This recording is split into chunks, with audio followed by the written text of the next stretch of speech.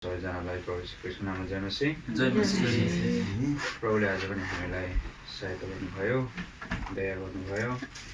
परमेश्वरलाई हामी धन्यवाद दिन्छौँ र थोरै बेर हामी फेरि उहाँको पवित्र वचन हेर्न गइरहेका छौँ। म त पवित्र परमेश्वरको वचन सेयर गर्ने योग्यता त छुइनँ, तर पनि केही कुराहरू हामी आज प्रभुको पवित्र शास्त्र बाइबलमा केही कुराहरू हामी हेर्छौँ अनि हामी थोरै बेरसम्म अनुशासनमा भएर रहन्छौँ। र सबभन्दा पहिला भजन सङ्ग्रह किताब एउटा वचन पढ्छौँ अनि हामी सहायताको लागि प्रार्थना गर्छौँ। ल द बुक अफ साम भजन सङ्ग्रह किताब 86 छापिसकेको 5 पद पढ्छौँ। किनभने हे प्रभु, तपाईँ भला हुनुहुन्छ र क्षमा गर्न तयार हुनुहुन्छ अनि तपाईँलाई पुकार गर्नेहरू सबैप्रति तपाईँ करुणामय धनवान हुनुहुन्छ। एक दुईवटा वचनहरू हेर्छौँ र सबभन्दा पहिला हामी मत्तीको किताबबाट पढ्छौँ। अघि हामीले पढ्ने मत्ती किताब 18 अध्याय निकालिदिनुहोस् कृपया गरी। अघि हामीले यहाँ पढ्यौँ 86 को 5 पढ्यौँ। किनभने हे परमप्रभु, तपाईँ भला हुनुहुन्छ र क्षमा गर्न तयार हुनुहुन्छ अनि तपाईँलाई पुकारा गर्नेहरू सबैप्रति तपाईँ करुणामय धनवान हुनुहुन्छ भनेर पढ्छौँ। यसलाई हामी फेरि घरि वचन हेर्छौँ थोरै। र अहिलेको लागि चाहिँ हामी 18 को हामी साथी त सबै पढ्नेछौँ, तर पनि हेरौँ अब कति हुन्छ। हामी 23 देखि सुरु गरौँ है त। पढिदिनुहोस्। यसकारण स्वर्गको राज्य चाहिँ कुनै एउटा राजा जस्तो हो, हजुर, जसले आफ्ना दासहरूबाट हिसाब लिने इच्छा गरे। अनि जब तिनले हिसाब लिन सुरु गरे तब एकजना तिनी कहाँ ल्याइयो जसलाई तिनको 10,000 ट्यालेन्ट ऋण लागेको थियो। तर यहाँ अलिकति रोक्छौँ। एकजना स्वर्गको राज्यको एकजना एउटा उदाहरण दिनुभएको छ प्रभु यीशु मसीहले। एकजना राजासँग तुलना गर्नुभएको छ। अब राजाहरू भनेको त अब धनवानै हुन्छन् होइन। अनि यहाँ चाहिँ राजासँग तुलना गर्नुभएछ। अनि राजाले चाहिँ के गर्नुभएको छ भने जति पनि उहाँले ऋण दिनुभएको थियो, ऋण दिएको थियो, त्यसको चाहिँ अब हिसाब किताब गर्ने योजना बनाएछ यहाँनिर चाहिँ होइन। अनि 24मा अघि पढ्यो नि, ल्याइयो अनि जसलाई तिनको 10,000 ट्यालेन्ट ऋण लागेको थियो। एकजना मान्छेलाई चाहिँ ल्याइएछ होइन यहाँनिर। अनि जसलाई चाहिँ राजाले 10,000 ट्यालेन्ट दिएको छ। त्यसको अर्थ छ मुनि लेखेको छ त्यसलाई 1 ट्यालेन्ट बराबर 6,000 दिनार होइन। र 1 दिनार चाहिँ कति भन्दाखेरि हामीले समयबाट भन्नुहुँदै थियो होइन, यहाँ पनि लेखेको छ 1 दिनार चाहिँ 1 दिनको हाजिरा भनेपछि 1 दिनार भनेको 1 दिनको हाजिरा भनेपछि होइन। यहाँनिर चाहिँ 1 ट्यालेन्ट भनेको चाहिँ 6,000 दिनार भनेपछि यो मान्छेलाई ऋण चाहिँ कति लागेको छ? 10,000 ट्यालेन्ट भनेपछि चाहिँ उसलाई कति लागेको रहेछ भनेदेखि लगभग 6 करोड दिनार। 1 दिनको हाजिरा चाहिँ 6 करोड भनौँ न उसलाई ऋण लागेको रहेछ भनेपछि यो मामूली ऋण छैन। यहाँनिर हेर्नुहोस् त, यहाँनिर बाइबलकै कुरा उतिखेरकै कुरामा करोडको कुरा गरिएको छ भनेपछि अहिलेको कुरामा क्यालकुलेट गऱ्यो भनेदेखि त यो मान्छे त यति धेरै ऋण लागेको रहेछ है। अहिले ठुल्ठुलो बिजनेसम्यानहरूको पनि यस्तो के भन्छ ऋण हुँदैन होला सक्यो होइन, म सुनेको पनि छुइनँ। धेरै नै ऋण लागेको रहेछ मान्छेलाई, यहाँनिर मामूली ऋण छैन यो मान्छेलाई। अब यहाँ के घटना घट्यो त? हामी मुनि पढाउँदाखेरि 25 देखि फेरि। तर त्यससँग ऋण चुकाउने केही नभएकोले त्यसका मालिकले त्यो आफै त्यसकी स्वास्नी छोराछोरीहरू र त्यससँग भएका सबै चिजहरू बेचिउन् र ऋण चुक्ता गरियोस् भनी हुकुम दिए। अब केही उपाय लागेन, सिप लागेन। अब त्यत्रो ऋण आमामा सम्झिँदाखेरि पनि है उस्तै मान्छे त हार्ट एट्याक भएर लड्ने खालको नै ऋण रहेछ। अब यहाँ के भयो भन्दाखेरि तिर्नु नसक्दाखेरि चाहिँ यो मान्छेलाई चाहिँ के गर्यो भन्दाखेरि चाहिँ बुढी होइन उसको स्वास्नी भनेको छ फर्स्टमा, सेकेन्डमा छोराछोरी र त्यससँग भएका सबै चिजहरू है उसको थियो होला सके होइन। अनि के थियो होला, घरको फर्निचरहरू थियो होला, बिस्तारहरू थियो होला, लुगाफाटाहरू थियो होला, उसको अब गाईबस्तुहरू थियो होला अलिअलि होइन, उसको सानोतिनो घर थियो होला होइन, इत्यादि कुरा सबै भएको जति अब स्वास्नी आफूले यति धेरै माया गरेको श्रीमती होइन, आफूले यति धेरै माया गरेको एउटा मुटुको टुक्रा आफ्नो नानीहरूलाई अनि सबै बेच्युन् भनेर चाहिँ ऋण चुक्ता गरियोस् भनेर चाहिँ हुकुम आयो राजा। यो एउटा सानोतिनो कुरा होइन, यो हुकुम यत्रो डरलाग्दो हुकुम आयो। अब यहाँ उस्तै मान्छे भए चाहिँ त्यो हुकुम सुन्ने बित्तिकै चाहिँ ऊ चाहिँ एकचोटि चाहिँ लड्थ्यो होला, तर हामीले त्यो अनुसारले पनि जानु भएन, सके उसले केही आँट लिएर पनि गरेको हुनसक्छ। तर यहाँ हामीले सत्य कुरा हामीले के पाउँछौँ, धेरै दिन लागेको रहेछ तिर्ने केही पनि उसको एबिलिटी, उसको तिर्नु सक्ने केही पनि क्षमता नहुँदाखेरि चाहिँ उसलाई चाहिँ के गर्छ भन्दाखेरि स्वास्नी नानीहरू र सबै सम्पत्ति बेच्यौँ र ऋण चुक्ता होस् भनेर हुकुम आयो। अब यसो त हुकुम पछाडि के भयो त 26 पढिदिनुहोस् न। यसकारण त्यस दासले भुइँमा घोप्टेर हजुर यसो भन्दै तिनलाई दण्डवत गर्यो, हे प्रभु हजुर म प्रति धीराज धर्नुहोस् र म तपाईँलाई सबै तिरिदिनेछु। अब उसले टाइम माग्यो, धीरज भनेपछि पर्खिदिनुहोस् होइन। अब मान्छे बाँकी उठाउन आयो भनेदेखि छैन भन्छ नि त, छैन भनेदेखि 1-2 दिन पर्खिदिनुहोस् मालिक होइन, 1-2 दिन पर्खिदिनुहोस्, अब के गर्नु अहिले भएन पैसा, अब केही उपाय निस्केला भनेर उसले त्यहाँबाट धीरज गरिदिनुहोस् भनेर केही होइन, म तपाईँलाई सबै तिरिहाल्छु नि भनेर भन्यो उसले। 27 मा तब त्यस दासका मालिक दयाले भरिए हजुर र त्यसलाई छोडिदिए हजुर अनि त्यसलाई ऋण पनि माफ गरिदिए। हेर्नुहोस् अब कथाले मोड फेरि फेर्यो। पहिला त छोराछोरी पनि बेच्ने, स्वास्नी पनि बेच्नुपर्ने, उसको भएको सबै बेच्नुपर्ने, साथी त नाङ्गे झार होला जस्तो भएको थियो। फेरि गएर उसले बिन्ती गर्यो। बिन्ती पनि उसले के गरेछ भन्दाखेरि दासले भुइँमा घोप्टो परेर यसो भन्दै तिनलाई सके पाउमै पर्यो होइन होइन, पाउमै परेर चाहिँ उसले चाहिँ भने, हे प्रभु म प्रति धीरज गर्नुहोस्, म तपाईँलाई सबै तिरिदिन्छु, माफ है मलाई एकछिन टाइम दिनुहोस् भनेछु। घोप्टो पर्दाखेरि चाहिँ दयाले एकदम यो मान्छे त कस्तो सरेन्डर गर्यो यो मान्छेले पर्छ भनेर उसलाई एकदम काइन्ड भयो। अनि ऊ त राजा हो देशको होइन, उतिखेरकै कुरा गर्नै हो भनेदेखि सोलोमन राजालाई भेट्नु सुनको बोरा बोरा बोकेर आउँथे मान्छे भन्छ। हेर्नुहोस् त अर्को देशको रानीहरू त्यत्रो पैसा हालेर भनेपछि त्यतिखेरको समयमा राजाहरू मामुली थिएन, किनभने राजाहरूलाई हामीले ख्याल गर्नुपर्छ। अहिले संसारमा मैले अस्ति पनि भनिदिएको यता नमोडौँ, तर त्यति बेलाको कुराहरू हामीले हेऱ्यौँ भनेदेखि राजाहरू परमेश्वरले अभिषेक गरेको, परमेश्वरले छानेको, एउटा योग्यको देश चलाउन सक्ने, जनता चलाउन सक्ने है एउटा देश मान्छेको एउटा क्षमता भएको, एउटा सबै कुराको एबिलिटी भएको चाहिँ राजा छानिदियो भने अब राजाले त्यति नाथे है, ट्रिलियन अहिलेको त्यति बेला करोड होइन, ठिकै छ नि त भनेर उसले माफी गर्ने निर्णय गरे अनि त्यसलाई ऋण पनि माफ गरिदिए। निर्णय गरिसक्यो उसले, गरिदियो। अनि अझै छिटो छिटो जाउँ है त। तर त्यही दास बाहिर निस्कियो र आफ्नै सङ्गी दासहरू मध्ये एउटालाई भेटायो हजुर, जसलाई त्यसको 100 दिनार ऋण लागेको थियो।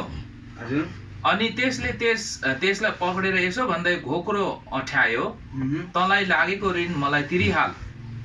तब त्यसको सङ्गी दासले त्यसका पाउमा घोप्टो परेर यसो भन्दै त्यसलाई बिन्ती गर्यो, म प्रति धीरज धर्नुहोस् र म तपाईँलाई सबै तिरिदिनेछु। 30 अनि त्यसले मानेन, तर गएर त्यसलाई झ्यालखानामा हालिदियो, जबसम्म त्यसले ऋण चुक्ता गर्दैन तबसम्मको लागि। एकछिन अब कुरा अर्कै भयो है, अघि अर्को मोड लिएको थियो, फेरि यहाँ अर्को भन्दा त्यो त पुरा दादा पो बनियो त, अर्काकोबाट माफ पाएर त, राजाकोबाट माफ पाएर फुत्तै बाहिर निस्किएको थियो। आमा ऊ त अब छुइन सक भयो गर अर्का के गर्यो भने घाँटीमा ख्याप्पै पौडिहाल्यो। राजाकोबाट ट्रिलियन 6 करोड, अब अहिलेको उतिखेरको समयमा 6 करोड जति ऋण लिएर उसले अरूलाई पनि ऋण बाँड्दो रहेछ। मान्छे त ऊ एकदम खतरा खालको मान्छे रहेछ, बिजनेसम्यानको मान्छे, माइन्डको मान्छे होला। अनि उसले अर्कोलाई पनि दिएको रहेछ। बा त्यो हिसाबले दियो, बा उसले दयाको हिसाबले कसैलाई त्यसरी दियो फेरि होइन। 100 दिनार भन्छ, 100 दिनार हामीले अघि पढ्यौँ 28 मा दिएको मान्छेलाई गएर त घाँटीमा पढेर मेरो ऋण लिन्छस् कि लिँदैनस्। उसले त डरलाग्दो यहाँनिर गर्यो। अनि उसले भन्दाखेरि उसले भने मेरोमा छैन अहिले। उसले पनि त्यही सेम गरेछ यहाँनिर हेर्नुहोस् है 29 मा हेर्नु। त्यो सङ्गी दासले त्यसको पाउमा घोप्टो परेर यसो भन्दै त्यसलाई बिन्ती गर्यो, म प्रति धीरज गर्नुहोस् र म तपाईँलाई सबै तिरिदिन्छु। एक्ज्याक्टली द सेम अघि उसले राजालाई गरेको थियो, यहाँ त्यो उसको सङ्गी भनेको छ है यहाँनिर हुन्छ। त्यसको सङ्गी दास भनेको चाहिँ एकदम मिल्ने, उसको काम गर्ने मान्छे, घरमा काम गर्ने, मिल्ने, एकदमै मिल्ने सङ्गी होइन, विश्वास गरेको एकदम उसले मान्छे। सङ्गी भन्ने शब्द चाहिँ एकदम क्लोजको हो, एकदम क्लोज भएको हितको होइन। अनि उसले चाहिँ फेरि उसको घाँटीबाट उसलाई जेल खानामा हाल्यो, तिर्नु नसक्दाखेरि। क्षमा दिएन उसले, माफी दिएन। राजाले उसलाई माफी दिएको थियो तर उसले माफी दिएन। ल फेरि मुनि पढिदिनुहोस् त। यसकारण त्यसका सङ्गी दासहरू यो घटना देखेर साह्रै दुखित भए अनि गएर तिनीहरूले आफ्ना मालिकलाई सबै भएका घटनाहरू बताइदिए। तब त्यसका मालिकले त्यसलाई बोलाएर त्यसलाई भने, हे दुष्ट दास, तैँले मलाई बिन्ती गरेको हुनाले मैले तँलाई त्यो सबै ऋण माफ गरिदिएँ। जसरी मैले तँलाई टिठाएँ त्यसरी नै तैँले पनि आफ्नो सङ्गी दासलाई टिठाउनु पर्ने थिएन र? अनि त्यसका मालिक रिसाएर त्यसलाई सताउनेहरूका हातमा सुम्पिदिए जबसम्म त्यसले तिनका सबै ऋण चुक्ता गर्दैन तबसम्मका लागि। यसकारण तिमीहरू मध्ये हरेकले आफ्नो भाइलाई तिनीहरूका अपराधहरू आफ्नो हृदयबाट क्षमा गरेनौ भने मेरो स्वर्गीय पिताले पनि तिमीहरूलाई यस्तै गर्नुहुनेछ। यहाँ हेर्नुहोस् त। अनि यहाँनिर है त्यसले गएर त्यो दासको पनि अरू साथीहरू थिए अनि उनीहरूलाई पनि डर लाग्यो होइन। अनि उसले गएर महाराजालाई भने गएर यसले यस्तो गर्यो भन्दाखेरि अनि आएर तैँले किन चाहिँ यसरी गरिस् त? तैँले प्रश्न चिन्ह छ होइन यहाँनिर, हामीले 33 मा पनि सङ्गीत दासलाई टिठ्याउनु पर्ने थिएन र भनेर एउटा स्ट्रङ प्रश्न चिन्ह। अनि त्यसलाई चाहिँ लगेर कहाँ गऱ्यो भन्दाखेरि क्षमा नगरेको कारणले गर्दाखेरि नछोडे, मैले त्यत्रो तँलाई छोडिदिएँ, तैँले किन छोडिनस् भनेर त्यसलाई चाहिँ ऋण के भन्छ सताउनेहरूका हातमा। अनि त्यसका मालिक रिसाए र त्यसलाई सताउनेहरूको हातमा सुम्पिदिए जबसम्म त्यसले त्यसका सबै ऋण चुक्ता गर्दैन तबसम्मका लागि। त्यसलाई के भन्छ अहिलेको भनेदेखि डेब्ट कलेक्टर भन्छ नि होइन, इन्ट्रेस्टसँगै लिने सबै त्यस्तोको हातमा हो। त्यतिखेर चाहिँ डेब्ट कलेक्टर त अहिले त यहाँ त राम्रो हुन्छ नि, भन्छ, चिठी पठाउँछ, वार्निङ दिन्छ, केही गर्दैन। तर यहाँ त सताउने भनेको छ नि, फेरि बाँकी लगेर नतिर्नेलाई सताउनेहरू खतरा रहेछ यहाँनिर त। उसलाई पनि त्यो ट्रिलियन करोडको मालिकले कस्तो मान्छे राखेको थियो होला।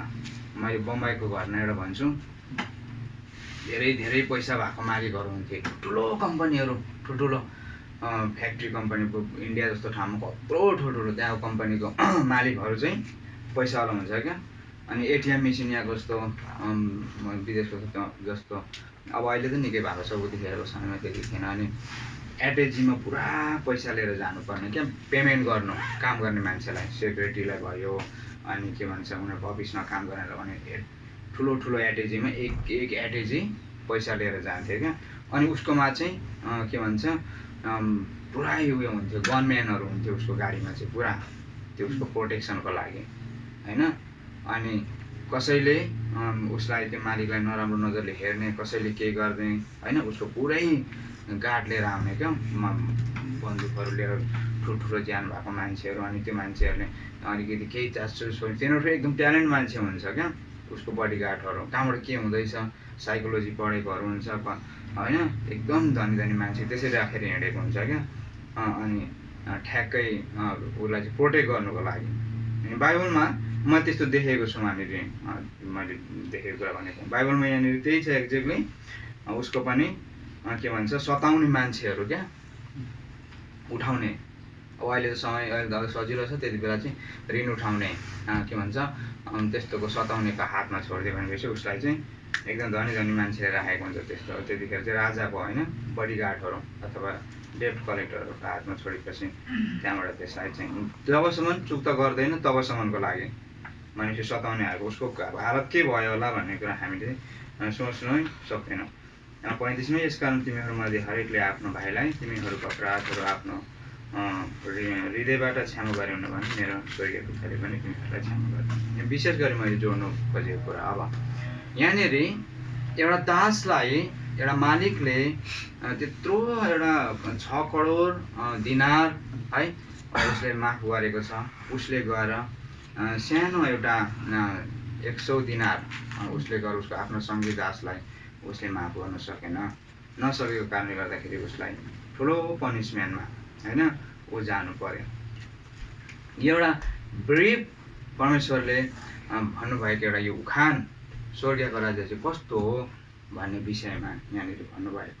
अब यस कुराले हामीलाई छर्लङ्गै गर्छ कि हाम्रो मालिक को हुनुहुन्छ भन्दा परमेश्वर प्रभु यीशु मसीह हाम्रो मालिक हुनुहुन्छ। हामी यो संसारमा है करोडको पाप लिएर हिँडिरहेको थियौँ, मिलियनको पाप लिएर हिँडिरहेको थियौँ संसारमा। पापै पाप, जता गयो पापै पाप है, शान्ति आनन्द थिएन, हिँडिरहेको थियौँ पापै पाप।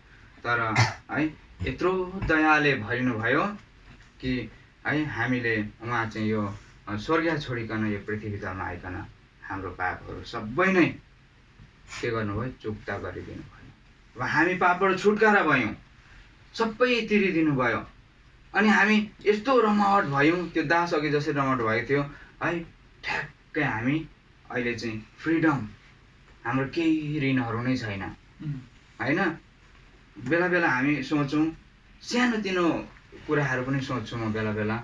अब हामी उदाहरणको लागि फाइनेन्समा गाडी किन्छौँ होइन, कति अब 1000मा गाडी किन्छौँ। ठ्याक्कै फाइनेन्स सक्यो भनेदेखि ढुक्क हुन्छ, मेरो सबै पैसा तिरिसकेँ मैले, अब मेरोमा बाँकी छैन, मैले सबै तिरिसकेँ, अब त्यो पैसा म राख्छु होइन। अब म कम्ती आवर्स काम गर्छु, बरु एउटा एक प्रकारको हर्ष मान्छेमा हुन्छ होइन, एक प्रकारको आनन्द मान्छेमा हुन्छ होइन। त्यसर्थ हामी पनि यो पापमा फँसेको थियौँ, पापमा बसेको थियौँ है। हाम्रो ऋण परमेश्वरले सबै नै एउटा पुत्र पठाइकन सबै चुक्ता गरिदिनु भयो। अनि अहिले हामी फ्रिडम। अनि अब यो अर्को दास चाहिँ गएर फ्रिडम भइसकेपछि गएर अर्काको है घोक्रो पक्रेको कुरा छ यहाँनिर।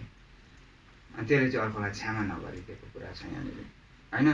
यसर्थ अब यो कुरा ठ्याक्कै मोडेर हामीले यो संसारमा हेर्दाखेरि हामीले क्षमाको फर्गिभनेसको कुरा आउँछ, बुझ्नुभयो। यो क्षमा भन्ने कुरा चाहिँ मैले देख्दाखेरि चाहिँ 2 प्रकारको क्षमा हुन्छ। एउटा क्षमा हुन्छ, एउटा 2 प्रकारको क्षमा हुन्छ फर्गिभनेस।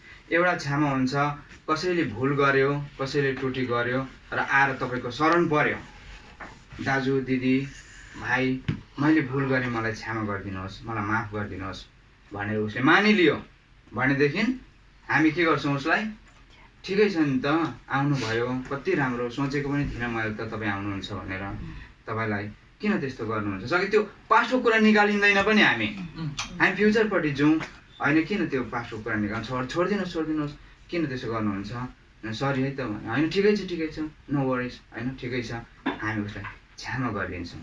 त्यो भयो एउटा है के भन्छ माफ, भुल गरेर आएर स्वीकार गर्नेलाई दिएको माफ होइन। हामीले चाहिँ भुल गरेको थियौँ अनि हामीले चाहिँ प्रभु येशूमा आयौँ, प्रभु मैले भुल गरेँ, मलाई माफ गरिदिनुहोस्, म अपराधमा थिएँ, म संसारमा थिएँ, मैले जानिनँ, अन्जानमा गरेँ, अनि प्रभुले हामीलाई क्षमा गरिदिनु।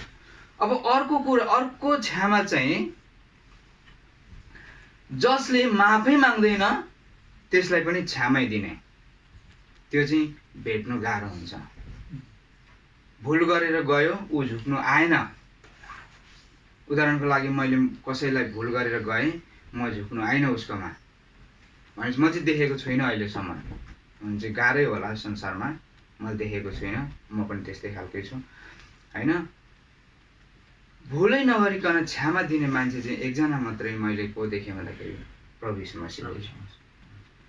कलवारी क्रुसमा काँटी ठोकिरहेको छ, पीडा भइरहेको छ है, खुन बगिरहेको छ, तुरुरु खुन बगिरहेको छ, हालत कस्तो छ, सबै रोइरहेको छ।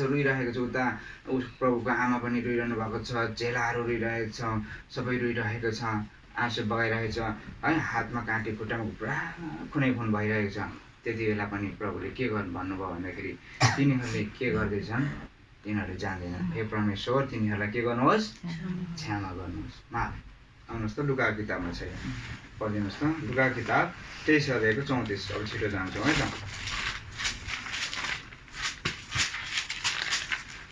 लुकाको किताब 23 अध्यायको 34 पद। तब येशूले भन्नुभयो, हजुर हे पिता तिनीहरूलाई क्षमा गर्नुहोस्, किनकि तिनीहरूले के गरिरहेका छन् सो जान्दैनन्। अनि तिनीहरूले उहाँका वस्त्रहरू फाँक गरेर गोला हाले। त्यति नै, हामी फर्स्ट लाइन मात्रै पढ्छौँ।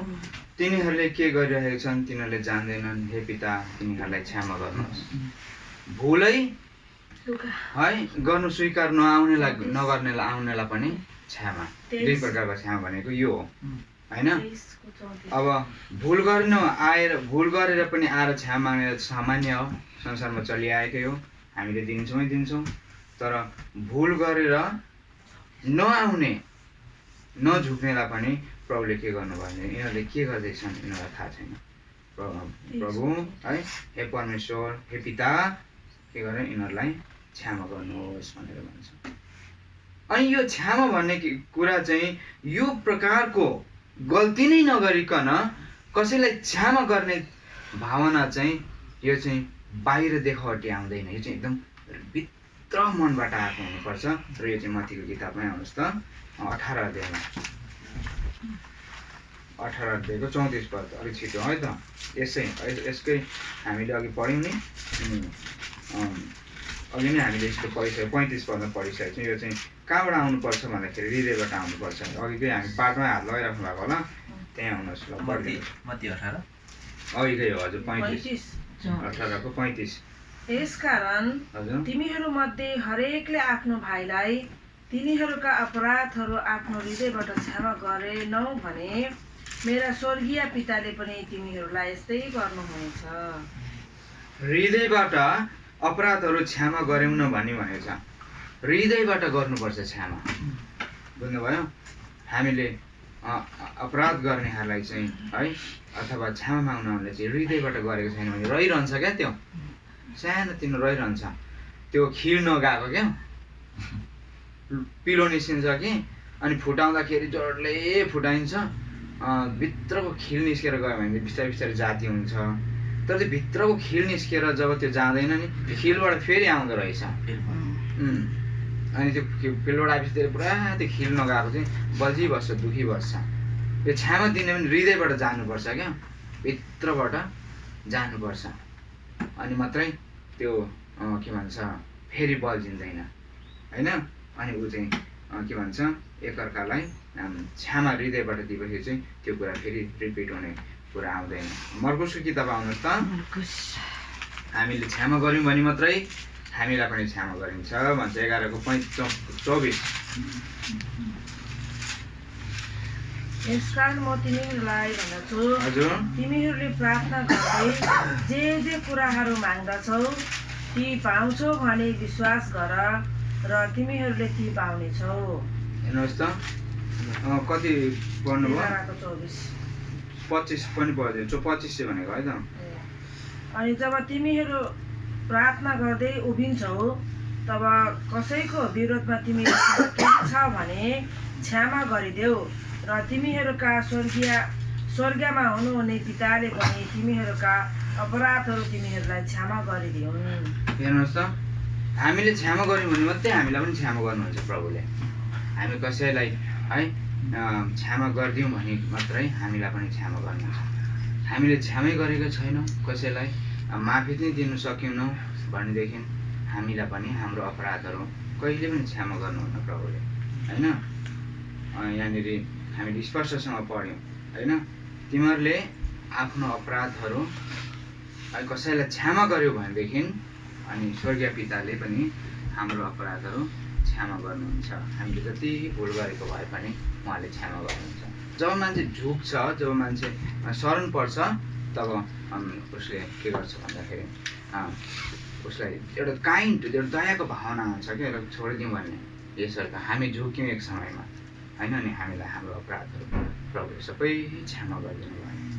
अब कतिचोटिसम्म चाहिँ क्षमा गर्ने त होइन, आज यो अपराध गर्ने, भोलि यो अपराध गर्ने, पर्सि गर्ने होइन, कतिचोटिसम्म चाहिँ क्षमा गर्ने भन्दाखेरि पनि अघि नै यो मत्ती 18 हामीले 21-22 पाउँछौँ होइन। 7 चोटि गरिदिने भन्दा होइन, 7 गुणा 70 पल्टसम्म उसलाई क्षमा गरिदिने हो, क्षमा गरिदिने।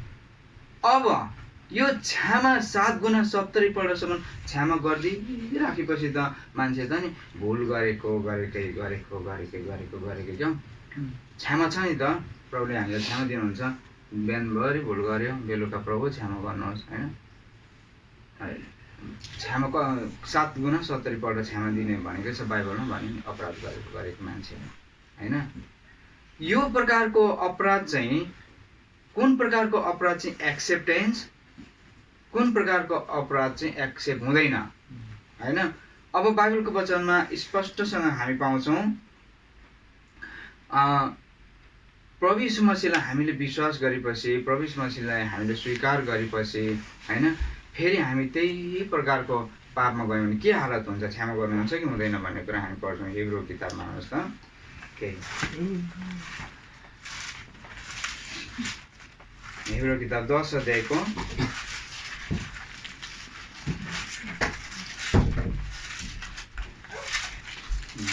10 को हामी 26 पढिदिनुहोस् त अनि 27।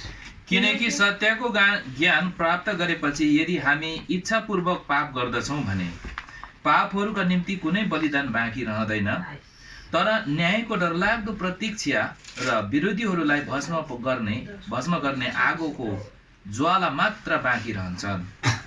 हेर्नुहोस् कुरा यहाँ यो कुरा आएर एकदम अघि त्यो मान्छेको मनमा के भन्छ त्यो हामीले हेऱ्यौँ अघि त्यो क्षमा गरेन नि त्यो मान्छेले होइन। अनि त्यो मान्छेको कस्तो मनमा के भन्छ एउटा क्षमा नगर्दाखेरि उसलाई चाहिँ सताउनेहरूको हातमा सुम्पिँदा उसको हालत कस्तो भयो होला। अनि त्योभन्दा अगाडि क्षमा नगर्दाखेरि उसको छोराछोरीहरू सबै बेचेर बुढी श्रीमती सानसानो सम्पत्ति बेच्नु भने उसलाई हार्ट एट्याक हुन आँटेको थियो होइन। त्यही कुरा अहिले हामीले यहाँ सम्झ्यौँ भनेदेखि सेम हाम्रो हृदयमा पनि त्यही हुनसक्छ। किनकि सत्यको ज्ञान प्राप्त गरेपछि यदि हामी इच्छापूर्वक पाप गर्दछौँ भने पापहरूका निम्ति कुनै बलिदान बाँकी रहँदैन। जानेको छ, बुझेको छ, ब्याप्टिजम गरेको हो, मण्डली आएको हो, पाप के हो थाहा पाएको हो होइन, ठुलो सियोनको गीत सुनेको हो, पवित्र बाइबलको वचन दासहरूले बनेको कुरा सुनेको हो, जानेको हो, इच्छापूर्वक होला त्यसलाई चाहिँ चोइस हो, आफ्नो चोइस चुज गरेको उसले होइन। नगर्नु है भनेको छ अनि चुज गरे उसले होइन गर्ने होइन। इच्छापूर्वक भनेको चाहिँ आफैले गरेको थियो चाहिँ इच्छापूर्वक, उसलाई कसैले फोर्स गरेको होइन है। जानी संसारको साथीहरूले संसारको मानिसहरूले फोर्स गरेर पनि तर उसलाई थाहा छ गर्नु हुँदैन भनेपछि त्यो चाहिँ जानी उसले आफ्नो इच्छापूर्वक पाप गर्दछ भने पापको निम्ति कुनै बलिदान रहँदैन। अनि त्यो मान्छे चाहिँ जानी पाप गरेपछि उसले चाहिँ अनि के गर्छ भन्दाखेरि ऊ चाहिँ लङ टर्मसम्म पर्खिराख्नु पर्दो रहेछ। यहाँ 27 मा झन् डेन्जर आयो। तर न्यायको डरलाग्दो प्रतीक्षा र विरोधीहरूलाई भस्म पार्ने आगोको ज्वाला मात्र बाँकी रहन्छ। न्यायको प्रतीक्षा गर्नु पर्यो त्यति बेलासम्म चाहिँ पर्खिराख्नु पर्यो होइन, पर्खिराख्नु पर्यो, न्यायको प्रतीक्षा गर्नु पर्यो। न्यायमै हुन्छ कुरा भनेर पाप क्षमा के हो, प्रभु यीशुमा सिकाउनुहुन्छ, संसार के हो, मैले कुन तरिकाको जीवन बिताउनु पर्छ, सबै कुरा परमेश्वरले हामीलाई हाम्रो पापको निम्ति त्यो कलवारी क्रुसमा गइकन सबैलाई माफी गरिदिएको। ल है मेरो नानीहरूले पाप गरेछ, यिनीहरूलाई क्षमा होस् भनेर एउटा दयाको है त्यो मान्छेले 6 करोड दिनार उसको छुटकारा गरिदिएको जस्तो हामीलाई छुटकारा जानी बुझी थाहा भइकन पनि सेवा सङ्गति परमेश्वरको वचन है यो ठाउँमा त सुविधा छ हामीलाई जति बेला सेवा गर्दाखेरि पनि हुन्छ। कति ठाउँमा चाहेर पनि सेवा गर्नु मान्छे चाहेको छैनन्। अस्ति म नेपाल जाँदाखेरि मलाई है याद आएन त्यो कस्तो हामी कति धेरै मान्छेहरू वचन सुन्नुको लागि बाइकमा साइकलमा हिँडेर पानी झरी टाढो बाटो नभनिकन भेला भएर बसेर सेवा खाइरहेको। अनि मैले यसो सम्झेँ होइन यति साह्रो ज्वाला राखेर यति साह्रो एउटा चाहना राखेर सेवा गर्ने र यसर्थ अब यहाँनिर चाहिँ है जानी बुझिकन पनि हामी पाप गर्न चाहन्छ मान्छेले भनेदेखि उसलाई चाहिँ अब के गर्छ भनेदेखि न्यायसम्म प्रतीक्षा अनि पर्खिनु क्या प्रतीक्षा गर्नु।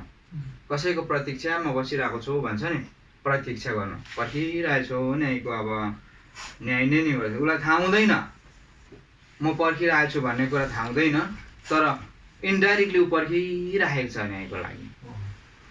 सके मै पर्खिरहेको छु, सके तपाईँहरू पर्खिराख्नु भएछ, संसारको मान्छे त उनीहरू त डेफिनेटली पर्खिरहेको छ, उद्धार मुक्तिको कुरा छैन होइन। तर हामी जानी बुझिकन गर्ने मान्छे पनि है सेवा के हो सङ्गति के थाहा भइकन पनि पर्खिरहेछ होइन न्यायको लागि। उसले त्यो चाहिँ एकदम कुरा के भन्छ अप्ठ्यारो छ न्यायको दिशमा चाहिँ। अनि फेरि अलिक मुनि आएर चाहिँ भस्म पार्ने आगोको ज्वाला मात्र बाँकी रहन्छ, त्यही सक्यो उसको फिनिस एभ्रिथिङ डन। यसो अलिकति कुरा अप्ठ्यारो छ है त हामी सबैजनाको लागि। अब एउटा वचन पढ्छौँ आउनुहोस् त, यही हिब्रूको किताब 8 अध्यायको। प्रभुले हामीलाई दया देखाउनु भएछ, करुणा देखाउनु भएछ, हामी उहाँलाई धन्य भन्छौँ। अझै पनि हामीलाई आशा राखिदिनु भएछ त्यस्तो मान्छे फर्केर आओस् भनेर 8 अध्यायको 12 पद। किनकि तिनीहरूका अधर्महरूतर्फ म कृपालु हुनेछु र तिनीहरूका पापहरू र तिनीहरूका अपराधहरू म कहिले सम्झना गर्ने छैन। यसर्थ हामीलाई प्रभुले कहिले सम्झना गर्नुहुँदैन। यदि हामी फर्केर आयौँ भने फेरि है त्यहाँ प्रतीक्षा गर्नु पर्दैन, फर्केर आयो भनेदेखि कहिले पनि गर्दिन है म तिमीहरूलाई भन्नुहुन्छ। यसर्थ हामीले एक अर्कालाई मैले भन्नु खोजेको विशेष कुरा आजको पाठमा एक अर्कालाई क्षमा गर्ने होइन, एक अर्कालाई हाम्रो पापहरू सबै नै है प्रभुले हामीलाई जसरी क्षमा गर्नुभयो है, माफ माग्नेलाई पनि क्षमा दिने, माफ नमाग्नेलाई पनि क्षमा दिने, दुइटै। एउटा चाहिँ प्रभु यीशु मसीहको मन, एउटा चाहिँ हाम्रो मानिसको मन। माफ माग्नेलाई क्षमा दिने त हामी सबै सर्वसाधारणकै कुरा हो, सबैलाई थाहा भएकै कुरा हो। तर माफै माग्नु नआउनेलाई पनि है झुक्नु नआउनेलाई पनि त्यो आएको छैन म जाँदिनँ म गर्दिनँ भन्ने त्यो आएको छैन भने पनि उसलाई क्षमा हो। यो चाहिँ एकदमै गाह्रो पर्छ होइन। यसर्थ मैले भने हृदयबाट एउटा कुरा चाहिँ हृदयबाट हामीले क्षमा गर्नुपर्छ होइन। अनि यो खालको क्षमा हृदयबाट क्षमा गर्ने अनि यो खालको माफै नमागिकन झुक्नु नआउनेलाई पनि क्षमा गर्ने चाहिँ प्रभु यीशु मसीह मात्रै हुनुहुन्छ। र हामी अघि फर्स्टमा पढेको भजनसँग 86 को 5 पढेर अन्त गर्छौँ। 86 को 5 ल माफ गर्नु। किनभने हजुर हे प्रभु तपाईँ भला हुनुहुन्छ हजुर तर क्षमा गर्न तयार हुनुहुन्छ अनि तपाईँ यति नै भला हुनुहुन्छ अनि क्षमा गर्न तयार। प्रभु मात्रै तयार हुनुहुन्छ क्या क्षमा गर्न। यो प्रकारको माफी माग्नु नआउने हामी जस्तो है नजानेको लागि प्रभु तयार हुनुहुन्छ। यसर्थ हामी है सधैँभरि है हामीले क्षमाको जीवन जिउनुपर्छ। अनि प्रभुले हामीलाई है सधैँ नै उहाँको सेवाकाईमा उहाँको महिमामा सधैँ नै अघि बढाएको हुन्।